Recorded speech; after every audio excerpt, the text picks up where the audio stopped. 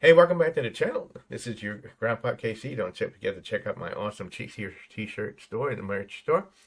Hey, how many of you are building a PC? That's what you clicked on. How to pick the right power supply. What are the differences between all the different power supply? 700, 600, 1000 watt power supply, modular, non-modular, and this one is certified, that one has certification. What does it all mean? And not only that, how do you know how much power supply do you need for your particular PC? Because, some PCs can run on 300-watt power supplies, and some PCs are going to require a 1000-watt power supply. So let's get into that. Great detail. Thanks for coming by. Don't forget to like and subscribe to the channel. Let's get started.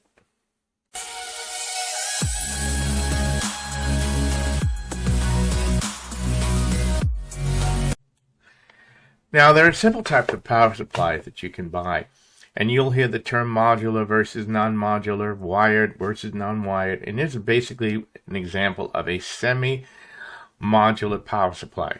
Your main power supply harness is directly wired, and then all your additional power supply cables are plugged in. And what this gives you the advantage is that you have less cables running inside of your PC, and you only plug in those devices that you're going to plug into.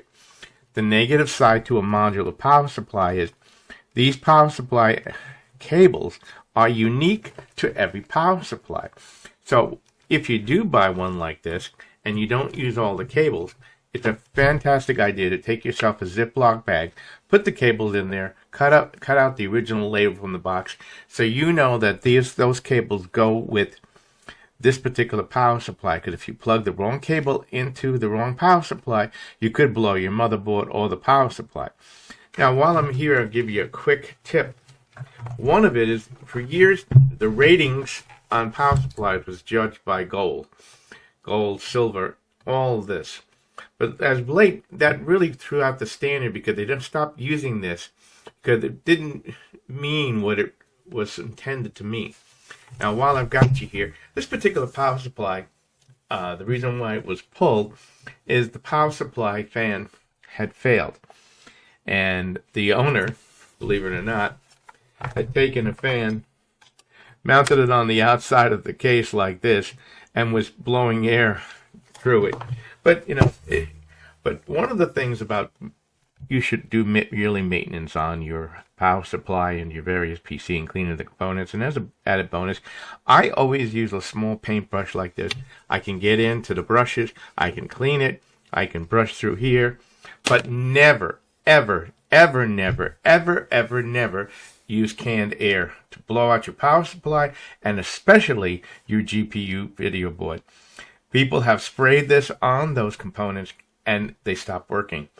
And the reason simply is the propellant that's inside of these gets on the circuit board inside those components and does something to them that gets them to stop working. So just as an added bonus, never use canned air in your power supply or on your GPU. Now let's talk about the connectors on the PC. If you're just building a PC and you're not too familiar with building your PC, I'm going to talk to you about what each of the connectors means and what they're talking about when they're referring to them. So let's kick things off by going through the different cables and the power supplies to use a different power to your system. Through the power supply you purchase comes with all the cables you need, you hope. I hope knowing that individual connections look like. Exact cables you use will vary upon the specifics of the build. And most likely is dealing with the following. You have a 24-pin motherboard. For years they had them with 20 pins, but now they've gone to 24 pins. On the CPU there's an additional connector, which is either a 4 or an 8-pin CPU. This connector provides power to your CPU. Modern CPUs draw more power than the 24-pin motherboard configuration can provide. In fact, in some cases on your motherboard, you may discover there's an additional socket on there, and that's to supply power and the connector is named PCIe, and what that's for is for your RGB lights. So you have an additional connector, not only that to the CPU, and you'll notice that usually it's just right of the CPU connector. Now, additional to that, of course, a lot of PCs and gaming PCs use GPU, which are connected into the PCIe. And these pins are connected either 8 or 6 pins. Some GPUs draw enough power from the PCI slot, while others require a specific power cable configuration to operate properly. Most power supplies address this required flexibility by providing cables that can have various connections, which include 6, 8, 6 plus 6, 8 plus 6. I mean, you get really onto this because depending upon your individual GPU, you could have, all kinds. And your older ones use the Molex connector. Now, your Santa cables is your modern connector now, which is used to hook to all of your devices, such as your CD-ROM, your hard drives, your Santa drives, all of these things, as well as RGB hubs and fan controllers. Many PCs have multiple Santa connectors on one cable to reduce the amount of cables required. And of course, the old Molex connector, which is increasingly becoming very rare to see in PCs. Mostly everything is Santa right now.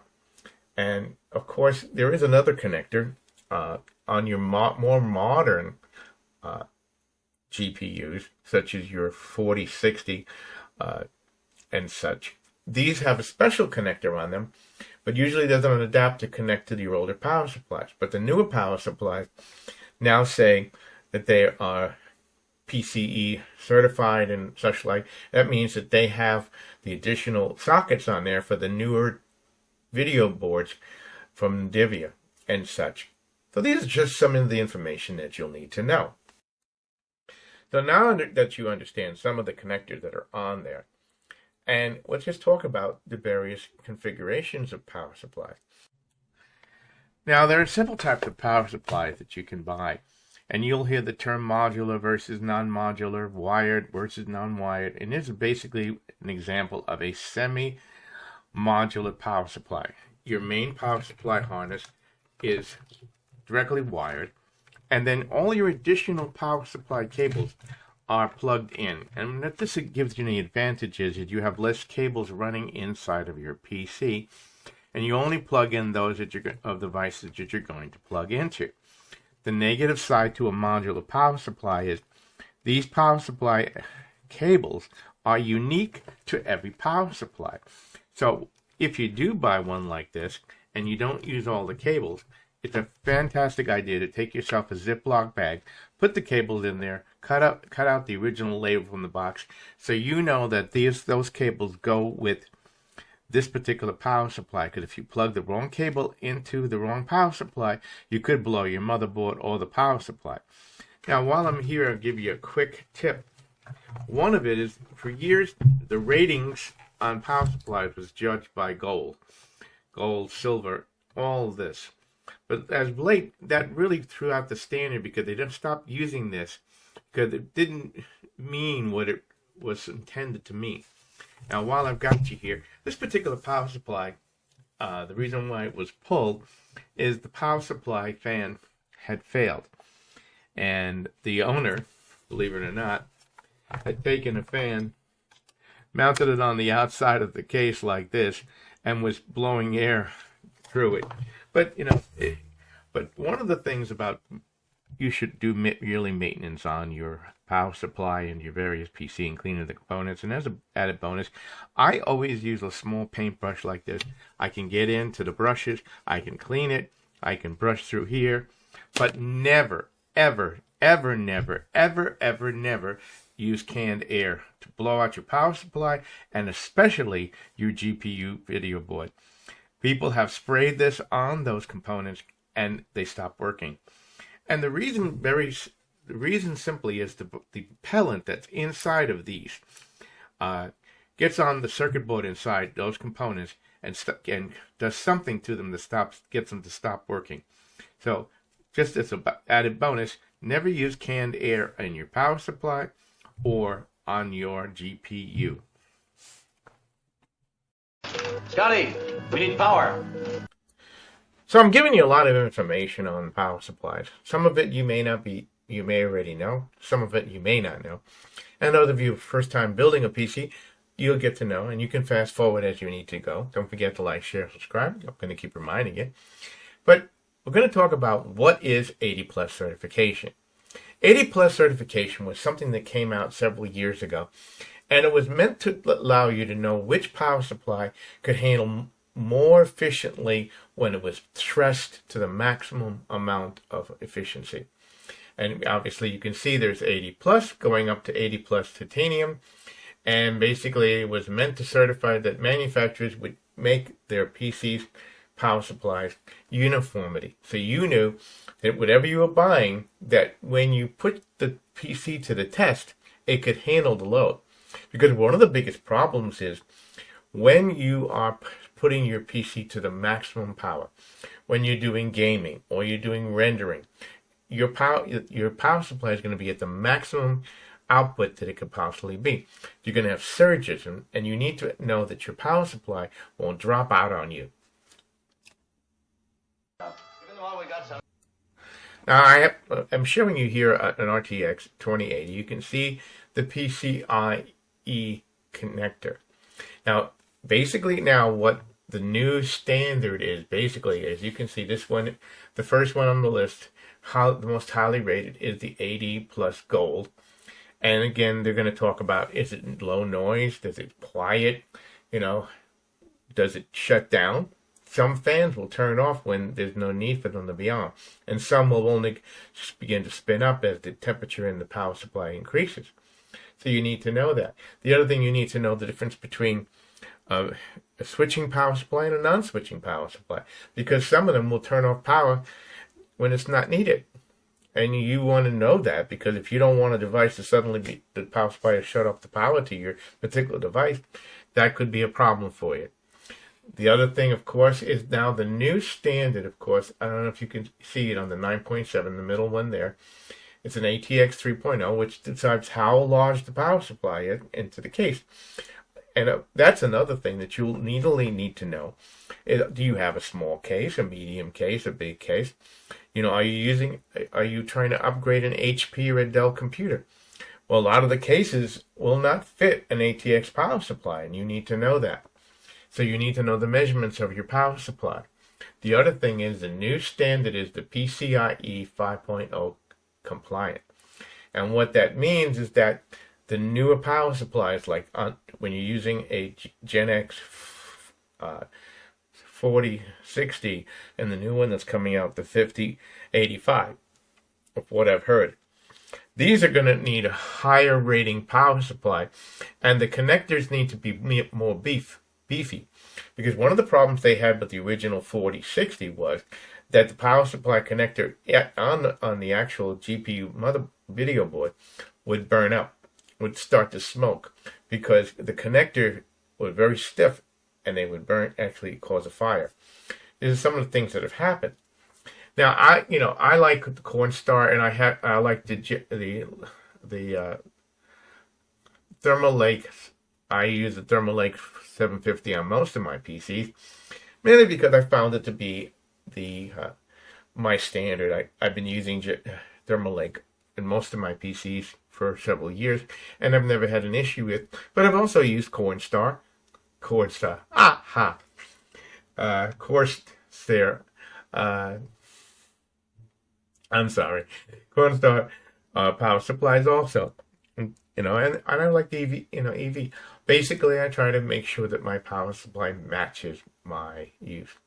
But one of the most important things is that when the power supply is required to generate more power, you need your power supply to do that. So we're going to get into some of the specifications and how to figure out how much power you need right now.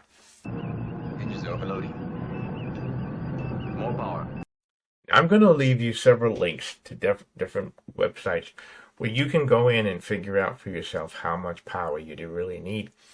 Because you'll be surprised just how much. And in this particular coding, and I'm giving you an example, you're going to put your CPU type, Intel or AMD. You're going to put your socket type. And then you're going to put the type of CPU that you're using. Then you're going to put your brand of GPU, NVIDIA. What do you do? What do you have? A 2060, a 3060, and how much memory do you have? And how many of them do you have in your unit? And then memory modules. Do you have two slots of RAM, or do you have four? Remember, it takes up more power. And do you have any extension boards, riser boards in there? Also, it's going to ask you, how many fans do you have in there? And so on and so forth. And in particular, this one, it came up with, said that I should use a 659 watt power supply minimum. Okay. And it should be an 80 plus. That's basically the solution in what it's explaining to you. Because one of the things you don't want to have is for you to have you to have not enough power to run your unit. Because not only do you need to calculate all the components inside your PC, but you also need to calculate how many components do you have outside your PC. Full power, Mr. Scott. The relays will reject the overload, Mr. Spock. Hey, are you enjoying a little Star Trek clip? I think so. I need more power, Captain. That's what I need, because when you start doing your gaming and your monitor is requiring and that your GPU is requiring more energy and all your exterior components are requiring more input, and you also things start heating up inside your PC, you're going to be drawing more current, and you need to have your power supply, number one, that's good quality, number one, that can handle the load, and number two, that it can actually handle the stresses. Because the worst thing you can do is have an underrated power supply or a low quality power supply. Because what's going to happen, you're going to be right in the middle of the game and you're going to get that blue screen of death. Because the power supply switched, I shut off the power to the 12 volts, and the computer reboots. You don't want that. So this is one of the reasons why I made this video. And put it in the comments. What kind of power supply do you particularly like? I like Thermalake. I like Hollister. I like EGA. They're all good power supplies. But you make sure that when you're using the links that I am providing you in the description, which will help you calculate how much power you need, that you buy your power supply. Again, like I said, if like in this one, it says I need 660 watts for this particular power supply. So the minimum power, I want at least to get 100 watts over that recommended amount. So that amount, I'm going to buy an 800 watt power supply. If it says I need 750 watt, I'm going to buy a 900 watt power supply, and so on and so forth. So that during those stressful times when you have brownouts where the power going into your house is only 100 volts, you want to know that your power supply coming in can regulate and maintain you so that you can keep working without having to worry about that. The other thing is, what happens if the air conditioning in your home goes out? You want to make sure that the cooling system is working properly, but not only that, can your components handle the extra stress? Like you saw in the recommendation, it says rated to 105 degrees. So these are some of the things that I'm putting out to you that you can try to understand. I hope this information has been helpful for you. Don't forget to like, share, and subscribe. You can become a channel member. You can buy us a cup of coffee. Check out our awesome t-shirt store. I'm going to be putting out more videos on PC building and things you need to know. And one of the next videos I'm going to be coming up is uninterruptible power supplies. It's very important today because of all the power surges that have been happening. You want to protect your components and make sure that your PC lives the long life it's supposed to. Anyway, thanks for watching. This is your Grandpa Casey out. Until next time, don't forget to give your grandpa a hug. Don't forget to put it in the comments. God bless you.